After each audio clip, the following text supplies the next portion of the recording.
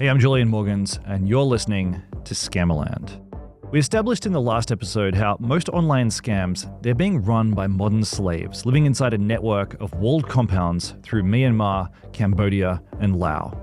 And you'll recall, we just followed a Ugandan guy named Q as he was smuggled into Myanmar and taken to a notoriously brutal scammer farm known as Tai Chung. But we want to illustrate the scale of this issue, the way that Q's experience is being mirrored through Southeast Asia, bringing automation and scale to what used to be a cottage industry. And in this episode, in particular, we're going to show you the world of scamming from the perspective of scammers. Welcome to Scammerland.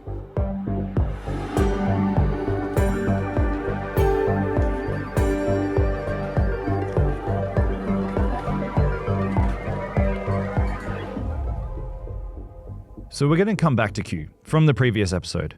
But right now, let's head to the Philippines to meet another woman named Cataleya. Like Q, Cataleya was also a victim of human trafficking. And I think her story is important because by hearing different perspectives of abduction and the work they're expected to do, we get a fuller picture of how this industry works. I want to show you how formalized it all is. These groups running the scammer farms, Chinese organized crime, they've got scamming down to a science. It's become an industrialized process, just like any other business at scale. And to make it run smoothly, they need to recruit people with specific skill sets. So they're recruiting people out of Africa, like Q, to be laborers, to just do the grunt work of initial outreach. But they also need workers with really good English skills to carry the victims across the finish line. And that takes us to the Philippines.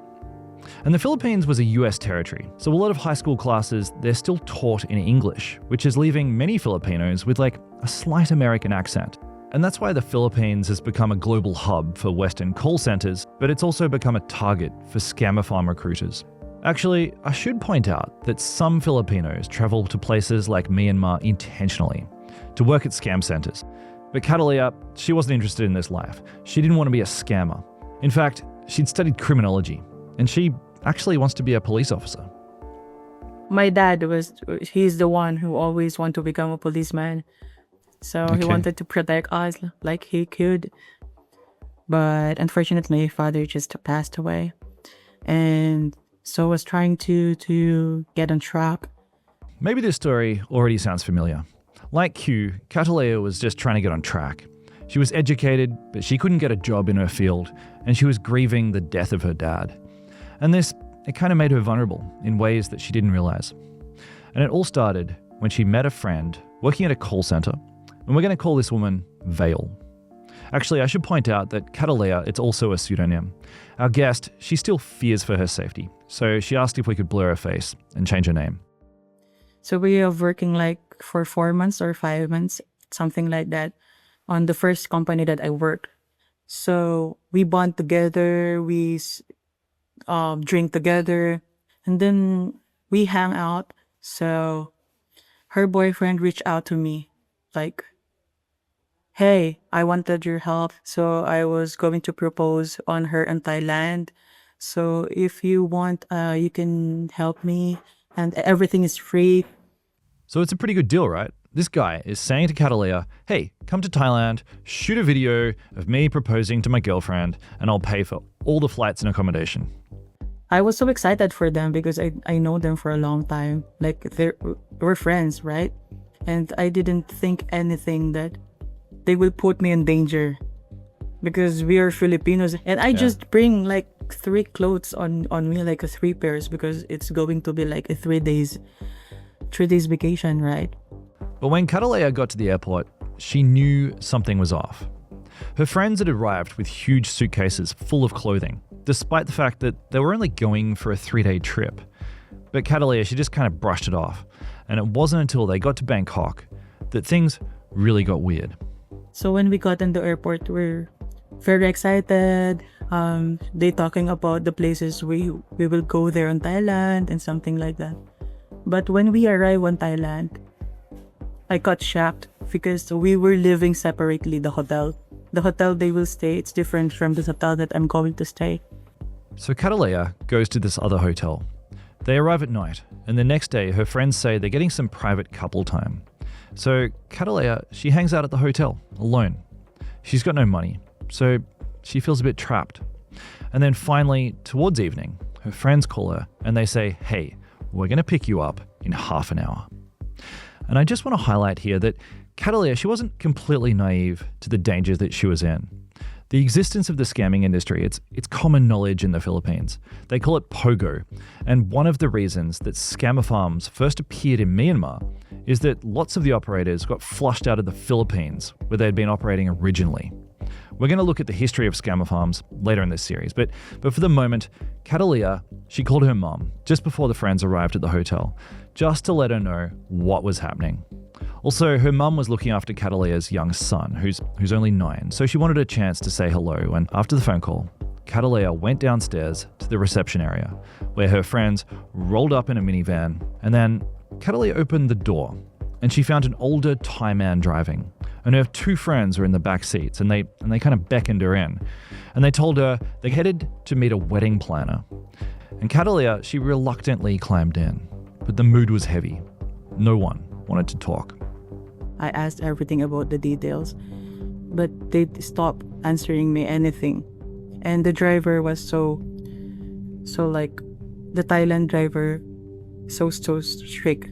She don't want me to ask so much questions to the other Filipinos. And just like Q, Cataleya got worried when they drove out of Bangkok and were on the road for hours. So when we are traveling hours for hours for hours, and we don't stop. And the bad thing is I don't have a Wi-Fi on my phone because I don't have a SIM card. So I cannot see a Google Map where I am. Finally, they pulled into a service station to take a break, and everyone went to the toilet except for Cataleya, who slipped inside to buy a SIM card. And it was kind of tense because she could see the others return from the bathrooms while she was still inside, fumbling around trying to get her SIM card to work. But finally, it fired up, and Google Maps loaded, and a little blue dot placed her right on the Thai-Myanmar border. Cataleya, she looked up through the window at her friends standing around the van, and she suddenly understood what was happening. When I go out, I fight with them already. I cursed them and everything. What the fuck? Like, why are you here? Then they told me, come down. The office is new. They will give you a good salary. What the fuck? I don't want a job. I have a job in the Philippines. Then she told me, you don't have the choice. The Chinese boss paid already on your... He's the one who paid all your tickets and everything. I was crying already and everything. And then I was so shocked. I didn't know what to do. Then she told me, just work there, just work. It will go. I cried, and I swear to God, I did everything to fight back. But I sit down, I think, because I don't know where I am. And there is no houses on the road. What I'm going to do. And the driver get my passport already. He get my passport, so I don't have the access, right? So I think that if I resist, I will get killed.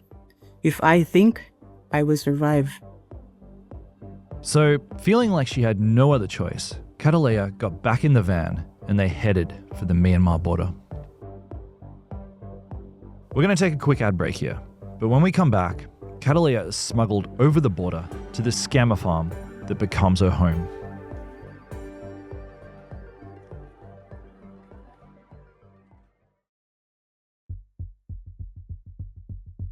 Hey, welcome back. So our guest, Cataleya, she's arrived in Thailand, and she's pretty clued on to what's happening. She knows that she's about to get recruited into scamming. But the thing that's unique about her situation is that she's not smuggled across the border in a boat. Almost everyone gets in that way. But Cataleya, she was actually just driven across the border and told to duck her head down as they went through the checkpoint. And she watched through the window as each of the border guards were handed a big wad of cash. Because a lot of people ask me, why don't you go out? Why don't you ask help? Because I see that the officers there are getting money to them. They knew what is happening, right? You understand? Yeah. Okay. So the border officers between Myanmar and Thailand, They were corrupt. They were getting paid off. Exactly. And then they drove for another 2 hours and pulled up outside the enormous gates of a scammer farm. Can you describe what it looks like? So we are staying at K25 and the compound was so big. It's really big. There's a canteen, there's a clinic, there's a bar, there's a restaurant, there's a field. We're inside the Burmese military base. It is the training camp of the Burmese military. So it will not get caught. How many people were there? Like, would you say like hundreds or thousands? No, like 5,000 and 10,000. There's a lot. The van rolled through the gates, which closed behind them. And again, Cataleya started yelling at the people that she'd previously considered her friends. I asked them why? Why me? Why you bring us? Like, because you're unique one, because you can easily learn something, because we think that you're a strong one, you can understand. No, I don't understand. I don't understand right now, I said. Because this is not a joke. I have a son. Right? I have a son. I'm begging and crying because it is not the life that I want. So far, we've been focusing on the human element of this story. You know, it's been all about Q and Cataleya's experience of abduction. But let's pause here, just for a moment, for some quick stats on the scammer industry. Actually, it's a quick lesson in geography. So I keep saying that there are scammer farms throughout Cambodia, Laos, and Myanmar, but these are all big countries, right, with farms operating in very different ways. So for the sake of simplicity, we're going to focus only on Myanmar throughout this series. And in Myanmar, what you need to know is that there are 2 main regions where scamming has become their primary industry. First, let's start with Myawaddy, which is a town in southeastern Myanmar. It's separated from Thailand by the Moi River, and that was the river that Q was smuggled over in the previous episode. And this is the main region for scammer farms. It's where Myanmar's first scammer farm was set up in about 2020. And this place, it's enormous. It's called KK Park, and it's become so large that over the last 5 years, it's been split into 4 suburbs. And so you've got KK Park number 1, KK Park number 2, so on and so forth. They're suburbs with their own identities and their own governance. And then a little further up the Moi River, stretching about 100 kilometers north, there are an unknown number of scammer farms of different sizes and business models. Most of them are massive, walled compounds. Some of them are multi-story buildings, 3, 4, 5, even 6 stories high. Some of these compounds can have row upon row of buildings, 10, 20, 30, even 50 buildings that have just sprung up, seemingly overnight. It's an industrialized operation, all in plain sight. And each farm usually houses a range of different companies that all target different demographics of victims in different countries. For example, slaves in a particular building in KK Park, they might be scamming Americans on dating apps, while scammers in another park, they might be scamming Australians on Facebook Marketplace. So this is Myanmar's original scammer region, and it's estimated that somewhere between 100 and 200,000 people have been brought in as victims of human trafficking. And this area in southeastern Myanmar is where both Q and Cataleya were taken. Now, the other area in Myanmar that's sprouting scammer farms, it's further south at a different border crossing with Thailand, known as Three Pagoda Pass. And it's a bit more remote as it's hidden between 2 mountain ranges. But along this route, clusters of scammer farms, they're cropping up in the valleys. And they're nowhere near as large, and the area is not as developed as that around the Moi River. But the farms are going up fast because it's much easier to smuggle in victims via the land border than trying to get them across the river. Okay, so that's the geography overview. But Cataleya, she'd found herself in a massive scammer farm near the Moi River. But unlike Q, she didn't resist work. For the sake of survival, she agreed to just start scamming. So in scamming company, there are 2 kinds of people. The one that's spamming and is the one that is customer service. So in spamming, you're the one who will get clients from different kinds of social medias. You will create different kinds of accounts, multiple accounts in WhatsApp, Telegram, Facebook, Twitter, LinkedIn, everything. To be clear, this is the kind of work that Q is doing as well. Cold messaging hundreds of men every week pretending to be a sexy yet lonely woman to lure them into an online relationship. But there's a level above this work called customer service, where scammers actually got on the phone with their victims. Because, as you'd imagine, people get sick of texting, and especially when they think they're forming an intimate relationship. So they say, hey, can we talk on the phone? I want to hear your voice. And at that point, the conversation gets elevated to the slaves in customer service who would sweet talk to their victims. And these people need good English. And Cataleya, she speaks great English. And that's actually why she'd been recruited in the first place. They want me to go in the customer service because, I can talk. But I acted fool and stupid in front of them. So they don't get me and they don't like me. Okay, and so you were... were... So can I just make an assumption here that you were actually hired, you were recruited because they were like, Filipinos are, they speak good English, so they recruited you to be a customer service lady. But you acted the fool. But I say no. Yeah.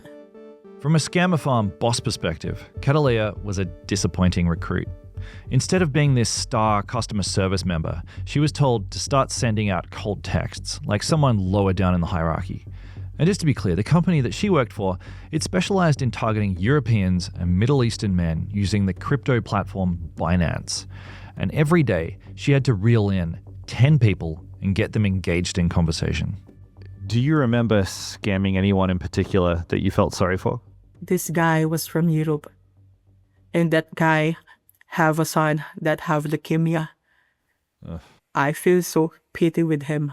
So what I did is I sneak out on his WhatsApp number, and I message him. I didn't message him, I call him. Because on WhatsApp, maybe he will screenshot it and then he will send, right? So I called him. Because he invested, Julian, like millions. He invested like thousands. He sell his car, he sell his house, he sell everything to invest. Like, yeah, and he have a leukemia. He has a son who have a leukemia. He's crying. Like I don't have a money. I don't have money now. So sad. So what I did is I get his number. I called him. I told him, please listen. I said, please listen to me. I just wanted to help you. Stop. I said, stop it. Stop it. I explained to him. And I am so lucky because on the next day, he blocked the scamming model. And he listened because I'm scared because maybe he will chat it, right? Or like you thought he'd chat with the customer service people and like snitch on you. And I will fucked up, right? Yeah, you'd be in deep shit. Yes. Then that guy was stopped, and then a few weeks ago, he said, I was so happy to meet you. She really wasn't overstating the risk here. Cataleya's scammer farm was just slightly less brutal than Q's, but still, she saw people violently punished for far less. Sometimes when you're sleeping, you can hear screaming of Chinese women. They're torturing their Chinese, fellow Chinese. Do you know like a hotel, right? You know the hotel, there's a lot of room in a hallway. We live on something like that. There's a lot of doors, like facing each other. And and there's a little hole on the door, right? You can pick. Peephole. Yeah. I hear a scream on the other door, in front of her door. But I know that they're torturing the Chinese woman, but I want to see with my own eyes, right? So I peek on that hole. I see the Chinese woman. There's no clothes and everything. 3 Chinese big men slapping him and punching him. And that girl was screaming out her lungs, like not asking for help, but asking them to stop because no one's helping. And there are a lot of Chinese men circling her. And I cannot help. I got scared. I go inside the room. Yeah. Every day you will hear something like that. And it really get it in your brain. Like it will drive you crazy, really. Across the board, people in scammer farms are treated abysmally. And we're actually going to do a full episode on the way that death and torture has been just baked into the business model later in the series. But for the moment, we're going to stop for a quick ad break. And when we're back, we're going to check in on Q, who's also been thrown into this world of scamming.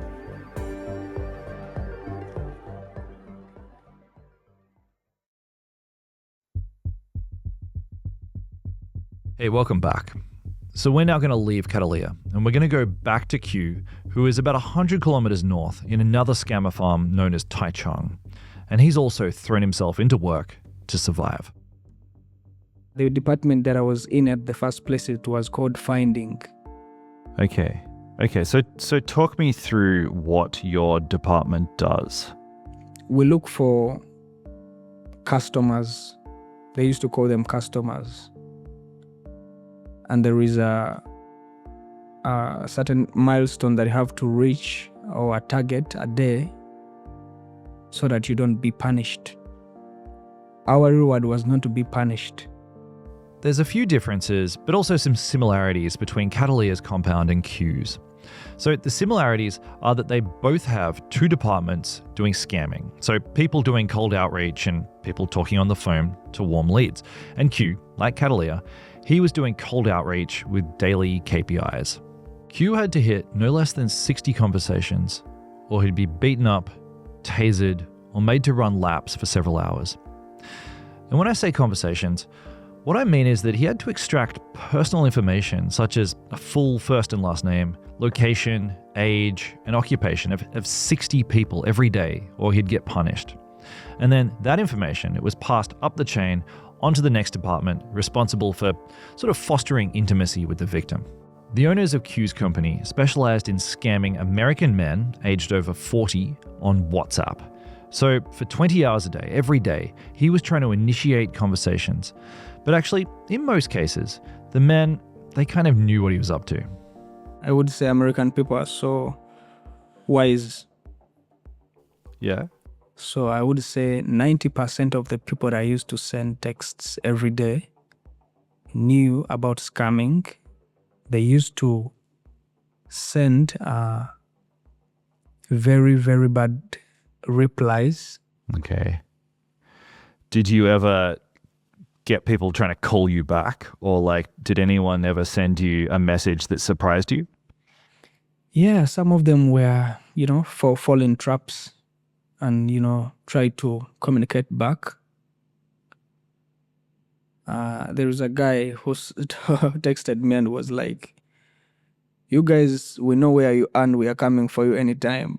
This got me scared and at the same time happy, and I was like, "Yeah, you guys, you should come here and, rescue us." They didn't know about this situation. Except me letting them know at some point, because I used to send some messages, then I delete them so that they wouldn't be checked and know what's happening.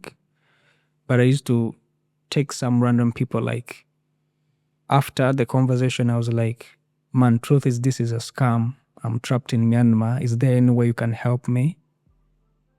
But eventually, after someone, knowing that this is not a girl I'm talking to, it might be another scam as well. This guy is maybe lying me to, so they just blocked us always. Did anyone ever show any sympathy? Some of them, but there was nothing to do. Oh God. Okay. And so when you got someone on the hook and they seem to believe that you're like some hot woman who wanted to like start a relationship or something, would you hand that conversation up to another department, or what would happen? That was a verified customer after getting all his information, age, career, location. So that was like a +1. They used to call it a +1 because we used to send these screenshots.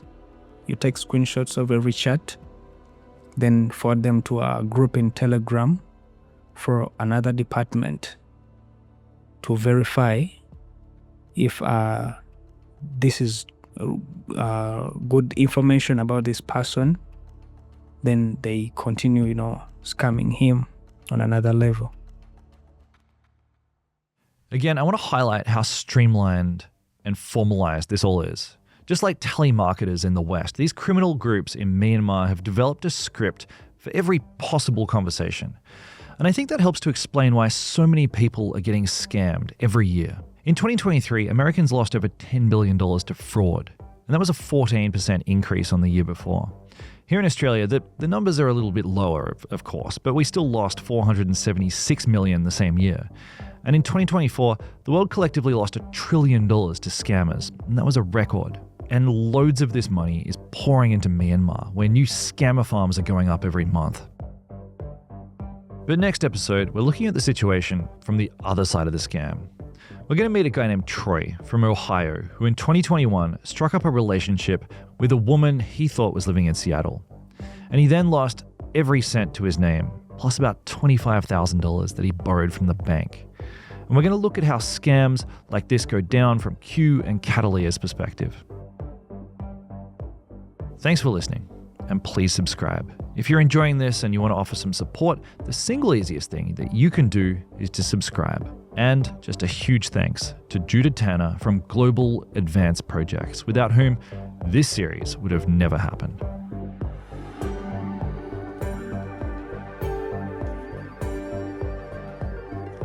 Scammerland is produced by Rachel Tuffrey. Editing is by me, Rachel Tuffrey, and by Jamie Snyder. The audio was mixed by Jimmy Saunders, who also did our sound design. Our cover art is by Rich Akers. Our interns are Nina Fussell and Ellie Dickey. And this whole thing has been a Superreal production. Superreal.